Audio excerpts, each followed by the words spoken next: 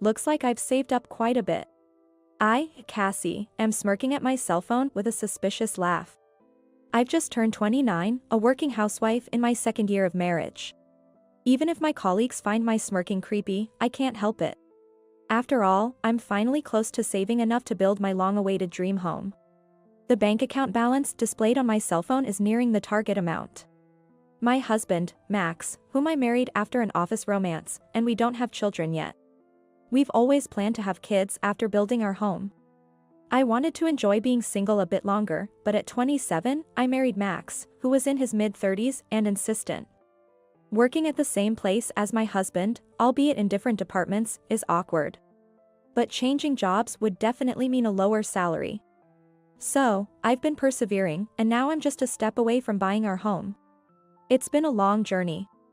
There are no particular issues between my husband and me, work is going well, and so is our savings.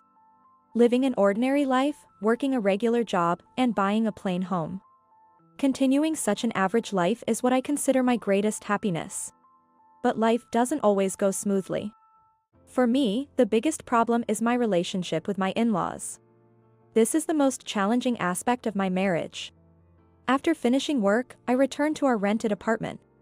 It's a bit cramped for two, but we're enduring it until we save enough for our home. The moment I open the front door and see those shoes, my fatigue instantly multiplies. They're here again today. I sigh heavily in my heart. I'm home. Oh, you're back.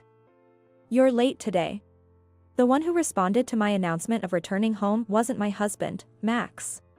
It was my mother-in-law, heavily seated on the sofa installed in our cramped apartment. Good evening. Do you always come home this late? Our in-laws live just 3 train stops away. Not too far, but uncomfortably close. That's why my mother-in-law often visits our home without considering the distance. Coming home this late, what about Max's dinner? It's always like this. No words of comfort for my late return from work, just complaints from my mother-in-law. I'm sorry, work was busy. I'll prepare something right away. Max has been home for a while now. Cassie, aren't you inefficient? Even though we work at the same company, Max's and my departments are entirely different. Max's department hardly ever has overtime. But, as a trade-off, the pay is lower.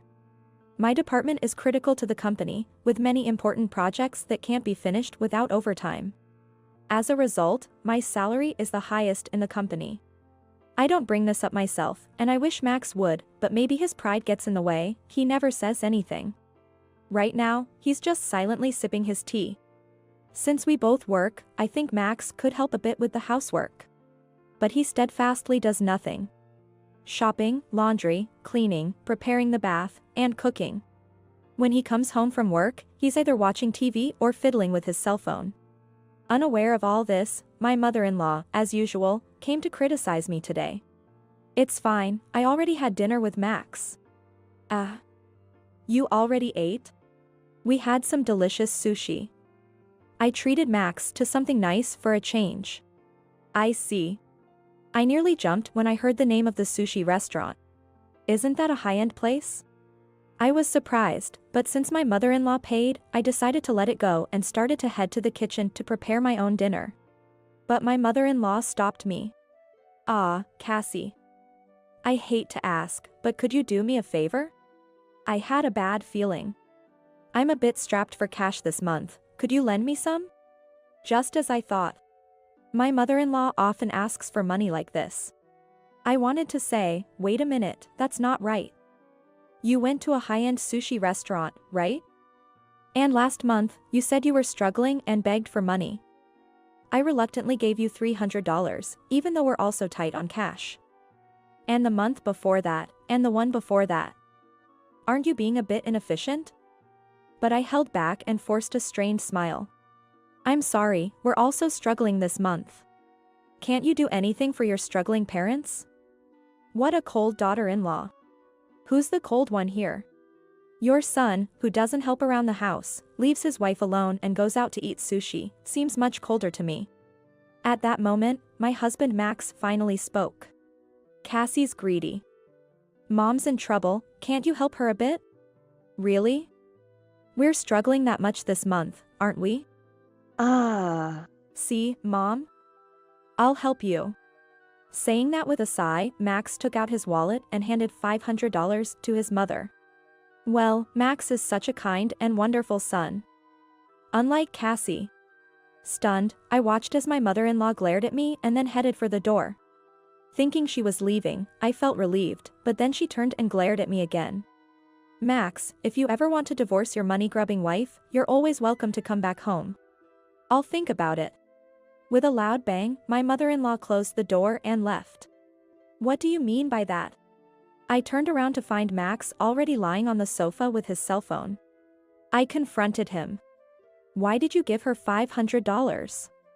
If we have that much spare cash, why not contribute to the household? I had a reason for saying this.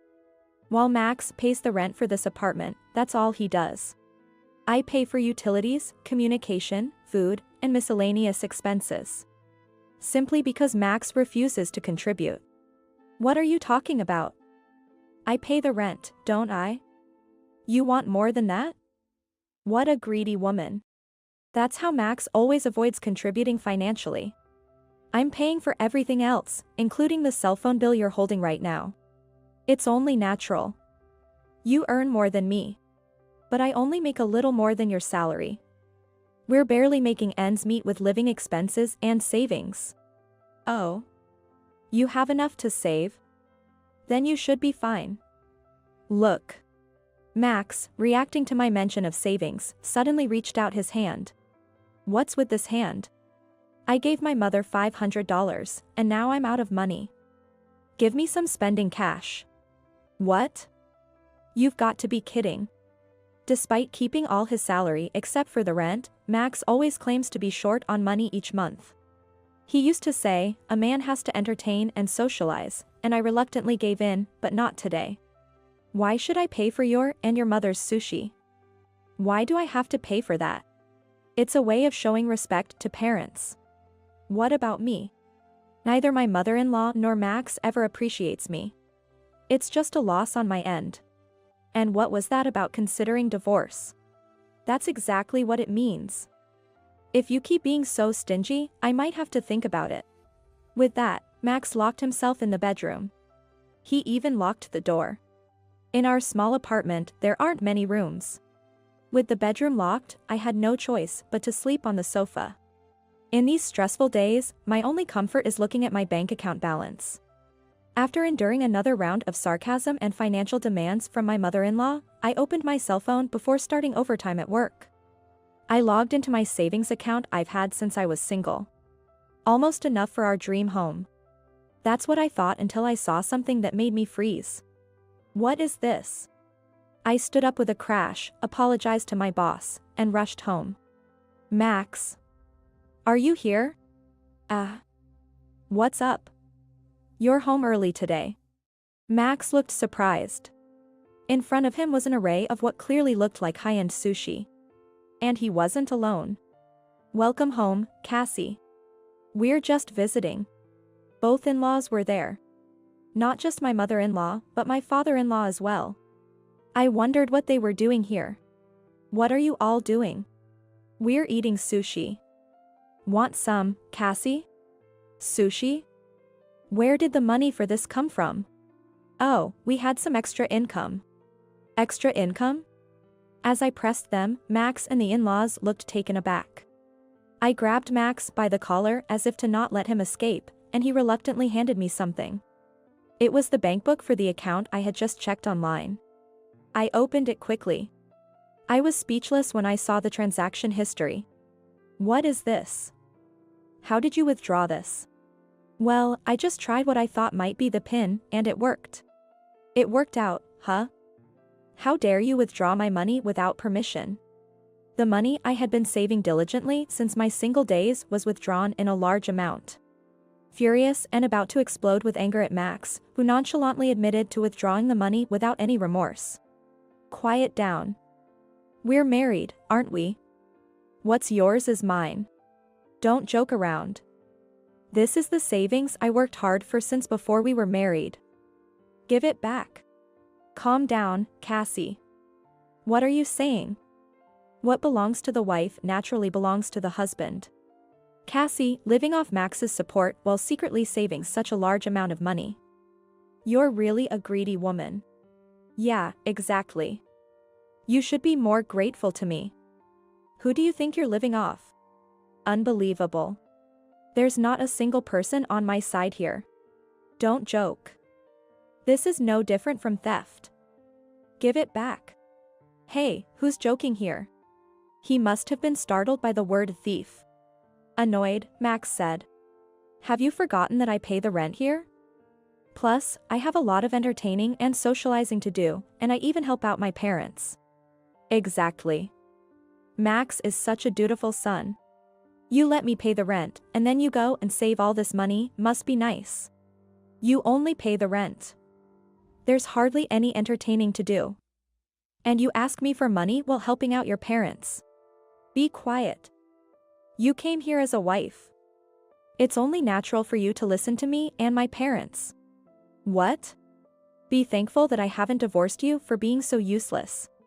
With that, Max yelled, grabbed my hand, and pushed me outside. Hey. There's no sushi for you. Go cool off outside. I never thought I'd be thrown out. After standing dumbfounded for a while, I ended up spending the night in a business hotel. The next day, when I returned home, only Max was there. I was glad the in-laws were gone, but then Max handed me a piece of paper. The paper read a statement of mutual agreement. It says that we agree to divorce if I don't listen to him. What's this? Listen, if you complain to me again, it's instant divorce. If you don't want a divorce, just obey me silently. I'll manage the savings from now on. Saying that, Max flaunted the bank book. Then he got ready to leave. Where are you going? Out for a drink. What, you have a problem? Want a divorce? He said with a smirk and left. Such a foolish man. Does he think threatening divorce will make me obey? My love for Max had completely vanished.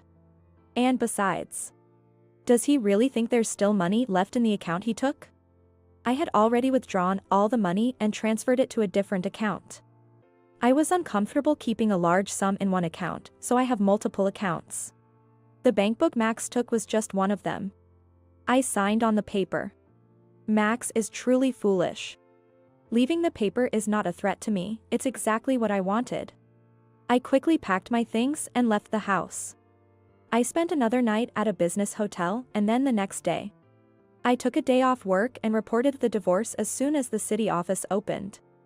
Then, I headed straight to a real estate agency. In fact, last night, while browsing on my cell phone at the business hotel, I had found a property that caught my eye. A newly built detached family home, close to the station, perfect for commuting. It was almost love at first sight. Both the exterior and the interior were almost exactly what I wanted. I viewed it and decided on the spot to buy the house.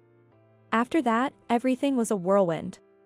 Staying in a business hotel until the move was too expensive, so I explained my situation and stayed at a friend's place while preparing for the new house. I had to start from scratch with furniture and various other arrangements. With the dizzying busyness, I completely forgot about my ex-husband and former in-laws. Hey, Cassie. So, when Max showed up at my department one day, I was startled. Oh right, we work at the same company. As Max loudly called my name, attracting everyone's attention, he walked up to me without any care. Why aren't you answering my phone calls? Ah. I just thought it wasn't important. I remembered Max's relentless calls. I was busy and it was a hassle, so I ignored them. You withdrew money from the account on your own, didn't you? Stop messing around. And why haven't you come back home? Do you really want to get divorced? Ah, it's fine. We're already divorced. And that money in the account is mine, so I can do what I want with it. He still seems to think the word a divorce is a threat. My nonchalant reply left Max looking dumbfounded. What a stupid face, it's laughable. What? Divorce, you mean? You kindly offered it for me. I gratefully accepted it. What? I don't accept this. Whether you accept it or not, the divorce is final. Oh, and I've already informed the company and completed the procedures. You might have some paperwork to do, so make sure to report it to your boss, okay? With that, I returned my gaze to my computer. I'm busy. Divorce. Where are you living now? You left your stuff at the house. I took what I needed. I'm living comfortably with new things I bought. Don't worry. Where are you living? It's none of your business. This is a matter of privacy, so please don't pry any further. With that, Max fell silent. Eventually, feeling the eyes of my colleagues and boss on him, Max left the department without a word. Cassie's got it tough, my colleagues sympathized. The comfort of my new home was the best. The smell of a new building is irreplaceable, spacious, and comfortable. But having just moved in, there were still many things I needed. Today, I was expecting the delivery of some appliances I ordered online. Then the intercom rang. Ah, it's here, I thought and opened the door. I regretted opening the door. I cursed myself for not checking the intercom. Standing there was Mother? Technically, my former mother-in-law, but I blurted it out in surprise. There stood my former mother-in-law. Right behind her was my father-in-law. And further back, Max was standing. Long time no see, Cassie. I'm coming in. Ah, wait, hold on. Ignoring my protest, my former mother-in-law barged into the house and started inspecting it as if appraising its value. This is quite a nice property. Oh, this furniture is lovely. Move it to my room, will you? Ah, there's a basement too. Nice, then this will be our room. Excuse me. What's with these curtains? Terrible taste. I'll choose them for you, so hand over the money. The garden is quite spacious. Maybe I'll start a vegetable garden. What are these people talking about? Confused, I turned to Max. Max, what is? Be grateful, Cassie. I was about to confront them when my former mother-in-law interrupted. With irritation, I looked at her victorious face. It's not much of a house, but as a gift for the parents, it's decent. If it's a two-family home, we'll move in. What? Of course, as the wife, you'll do the housework.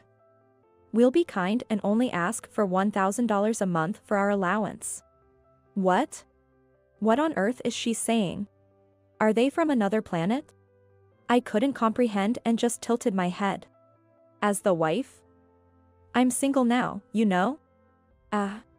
Surprised look on my former mother-in-law's face. I was equally shocked. Max, you didn't tell them? I don't accept it. Max shouted, but it doesn't matter if he accepts it or not, the divorce is final. We are complete strangers now. At that, my former mother-in-law's face turned pale. What do you mean? You're abandoning us, your parents. My parents live in the countryside. I was planning to invite them over soon. Don't joke around. This house is ours. No, it's mine. What is she thinking? This house was bought with my savings, in my name. Then where are we supposed to live? I don't know, that's not my problem. Apparently, they had sold their house. The contract was already finalized. They planned to live a comfortable life in this house with the money from the sale and what they'd extort from me. What a frightening plan. I don't accept this. My former mother-in-law was still protesting, but it doesn't matter. We're strangers, and this house is mine. I won't accept it, absolutely not. She shouted and, in her anger, ripped the curtains. Hey, what are you doing? These things. I don't need such bad taste. This is my house, I'll do as I please. That's right, what's yours is mine. Everything you own is mine. Listen, I don't accept this divorce, and both my parents and I are going to live here. Max shouted this out. Oh no. This is getting out of hand. I thought, and just then, finally, I heard sirens. I had secretly called the police when Max and my former mother-in-law barged into the house. Finally, the police arrived. What are you doing? We haven't done anything wrong. That's right, if anyone should be taken, it's this woman. The three of them were obstinately shouting at the police. Don't they understand that entering someone's house uninvited is trespassing and destroying property is vandalism? After making a scene, they weren't arrested but were taken away by the police. What a tumultuous day it had been. After being released by the police, Max continued to come by, insisting on reconciliation and getting picked up by the police each time. He even followed me at work, so after consulting with my boss, George, he received a stern warning: misusing his wife's savings and assaulting her new home. As these actions became the talk of the office, Max was looked down upon by everyone, leading to an uncomfortable working environment and his resignation. Seemingly affected mentally, he found it hard to get re-employed. My former in-laws, having sold their house, took the money and moved into the cheap apartment where Max and I had lived. It was an old, poorly maintained place, so it wouldn't have fetched much money. The three of them will likely live there modestly with that money. Finally free from it all, I'm enjoying a comfortable life in my own home.